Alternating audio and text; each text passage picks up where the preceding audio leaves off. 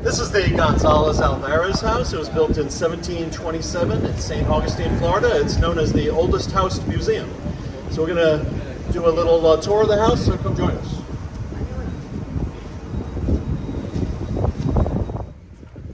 The earliest occupant of the house was the family of Tomas Gonzalez y Hernandez and his wife Maria Francisca Guevara y Dominguez, who lived at the oldest house. The Gonzalez family evacuated to Cuba when the British gained control of Florida in 1763. In 1775, during the British period, Joseph Pevitt, a former English soldier, purchased the house to operate a tavern. He used enslaved Africans to operate his businesses. Joseph died in 1786. Pevitt's widow, Mary, who was a midwife, inherited all his property, then married John Hudson.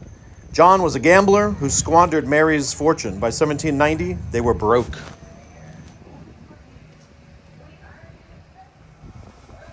Geronimo Alvarez purchased the oldest house at the 1790 bankruptcy sale. He married Antonia Venz. Her parents came from Minorca as indentured servants of Dr. Andrew Turnbull. In 1839, he gave the house to his son, Antonio, who was the keeper of the public archives.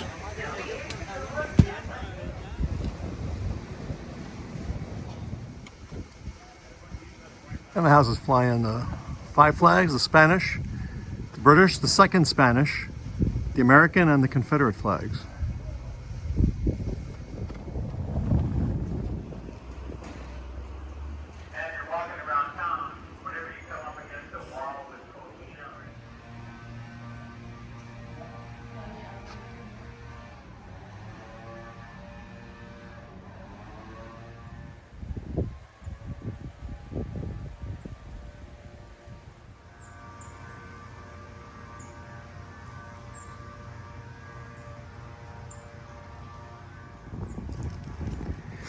Old well.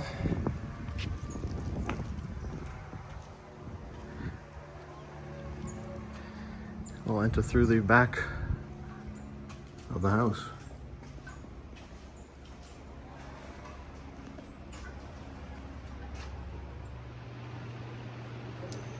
Mariano Martin, a man of mixed racial heritage, rented the oldest house from the heirs of Antonio Alvarez, who died in 1866. Mariano was a stonemason. He and his family were enslaved until the Union captured St. Augustine in March of 1862. The house is furnished with a mixture of 18th and 19th century furnishings.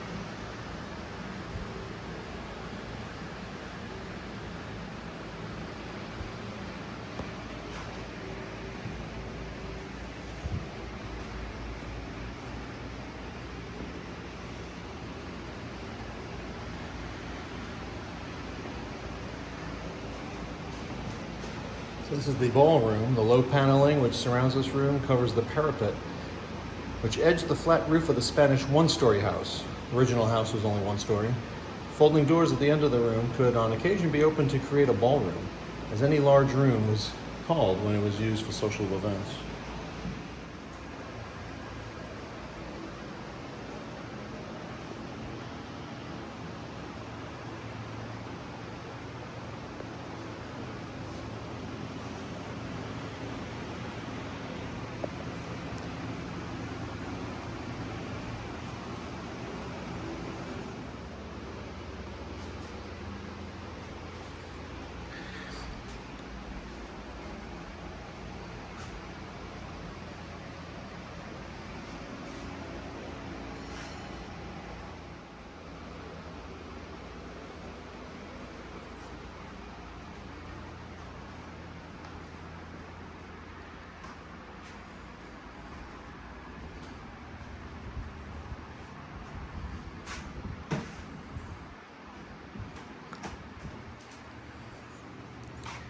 Territorial period bedroom.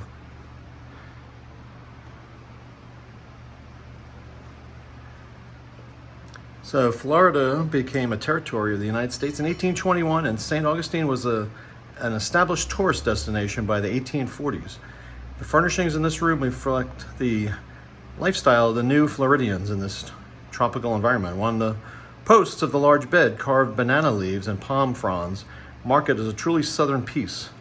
Lack of window screens necessitated mosquito nets on the beds.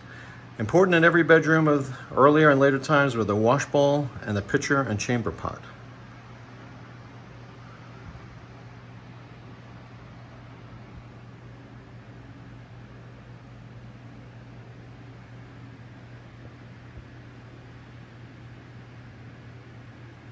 See some of the fruit designs.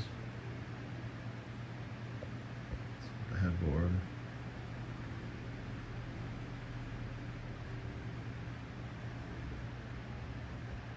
Washbowl.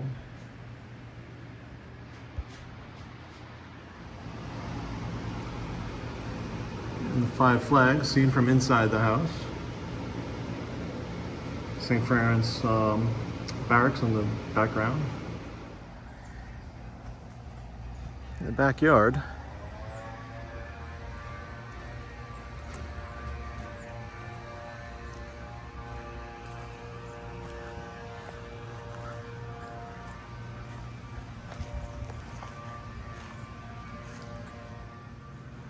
this is the Liberty Tree.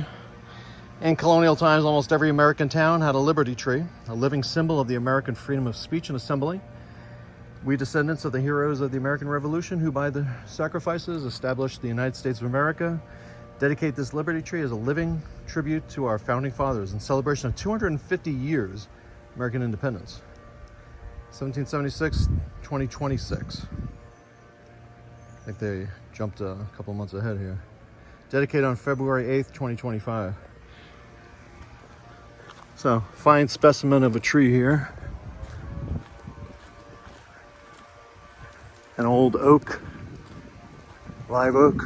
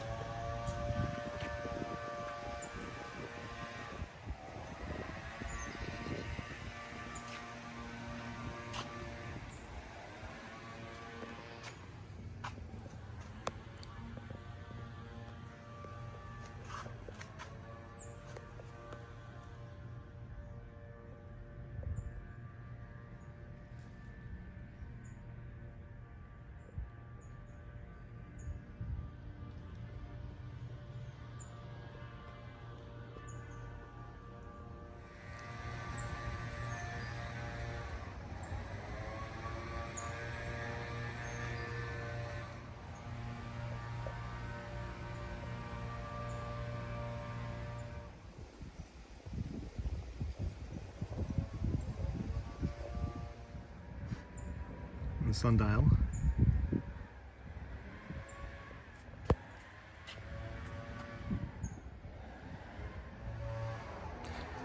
I'm going to take a look at the museum. The New World Unfolds.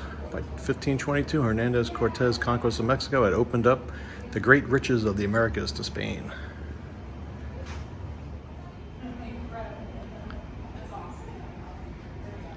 Some interesting artifacts here.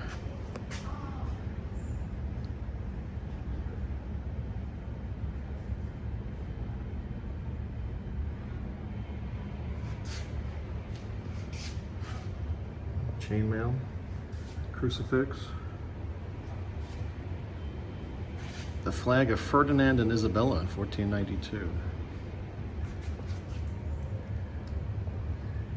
Spanish helmet and metal shoes.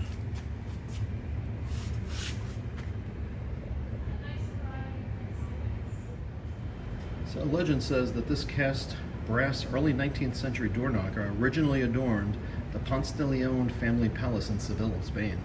It was brought to St. Augustine in 1891.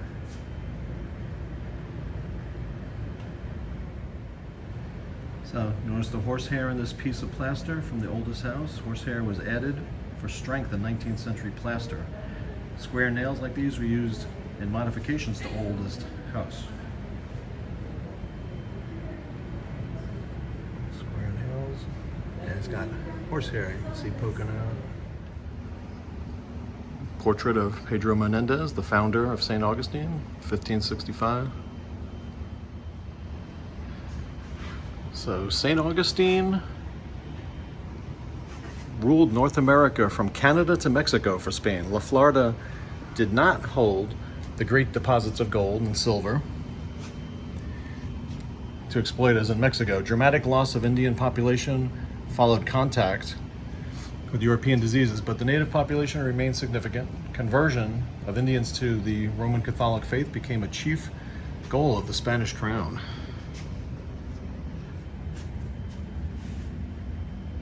St. Augustine became a fortress for the protection of the treasure fleets bound for Spain. Cattle ranching, farming, and fur trading added to the economy.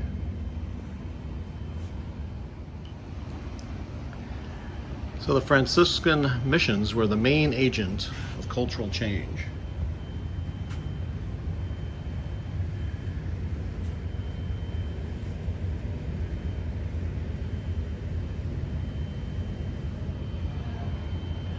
"80 missions were established, and at their peak in 1635, 35 Franciscan monks served 30,000 Christian Indians. In return for loyalty to church and king, the convert gained access to European goods and the avoidance of punishment. Salvation from the heavenly God of the Christians meant the loss of the earth spirits of the native religion. Tribute to the king was in the form of corn and forced labor. There were several major revolts.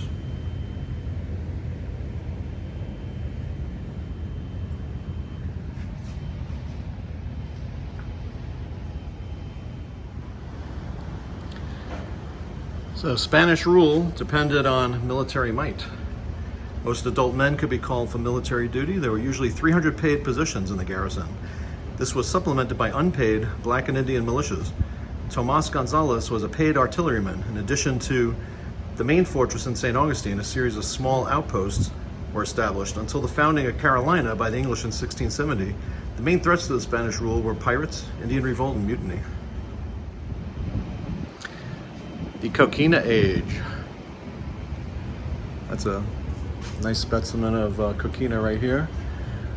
Coquina stone gives the buildings of St. Augustine permanence. All the earliest surviving structures are built of stone. In 1583, Governor Pedro Menendez Marquez writes to the king, "I found an abundance of stone near the sea, but not enough to make a great fortress." By 1600s, construction of the Castillo de San Marcos proved him wrong, and the government began to allow excess stone to be used by private citizens. War, pirate raids, and Indian revolt were constant threats to life in La Florida. Finally, the building of a modern stone fortress gave some sense of safety. Local priests said that even if the enemy had not been subdued at the very site of it, their spirit has at least been weakened. The citizens of St. Augustine were saved many times in the following years by strength of the great fortress. The British period lasted from 1763 to 1784, after the British acquired Florida from Spain. By the treaty in 1763, Spain exchanged La Florida for Cuba, which the British had captured. James Grant, the first British governor, described the province in a state of nature, not an acre of land planted in the country and nobody to work or at work. British Florida was to follow the model of South Carolina as a cash crop plantation economy where large numbers of enslaved Africans toiled for a white ruling class, particularly in the sugar industry along the east coast of Florida. Spanish returned. East and West Florida were returned to Spain by Great Britain under the terms of the Treaty of 1783, where Britain had lost the American Revolution War. St. Augustine resumed its role as the Spanish capital and military headquarters of East Florida.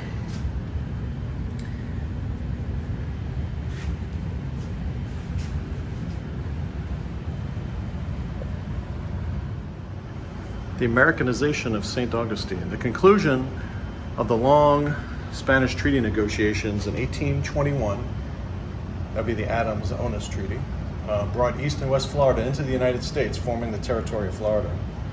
American ways began to supplant the traditional Spanish culture.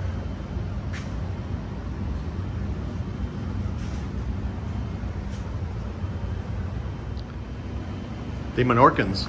New Smyrna was one British plan for developing Florida.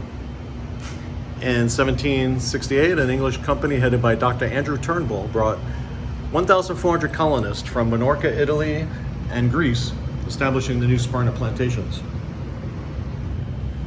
But ultimately, within a few years, that colony had failed, and all of the settlers marched north to St. Augustine. My wife and my daughter are descended from those Minorcan and Spanish settlers. The Seminoles. Seminoles were a composite people who came to Florida around 1750 throughout the 18th century. They were Oconee and Creek Indians from Georgia, remnants of the Spanish missions tribes, and Negro slaves. White settlers wanted the Seminole lands. Attempts to move the Indians west of the Mississippi River caused war in 1835 to 1842. That's the Second Seminole War. St. Augustine was the base of operations. It was a bloody, costly war. Over 3,000 Indians were at last moved to Arkansas, but about 300 remained in Florida, where their descendants still live today.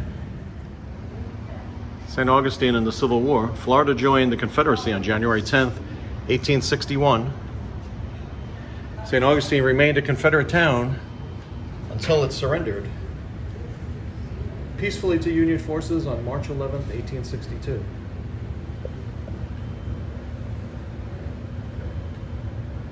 The stars and bars, Confederate flag.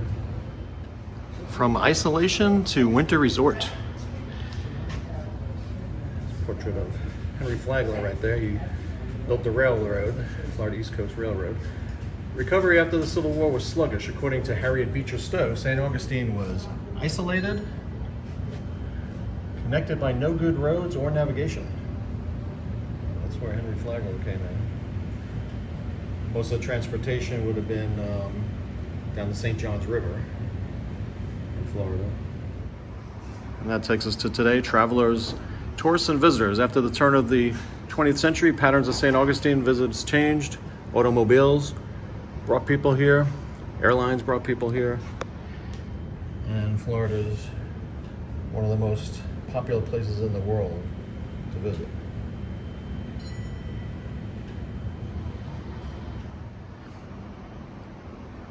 So if you enjoyed this trip to the oldest house museum in St. Augustine, please click like, subscribe to my channel, and we will see you on our next adventure.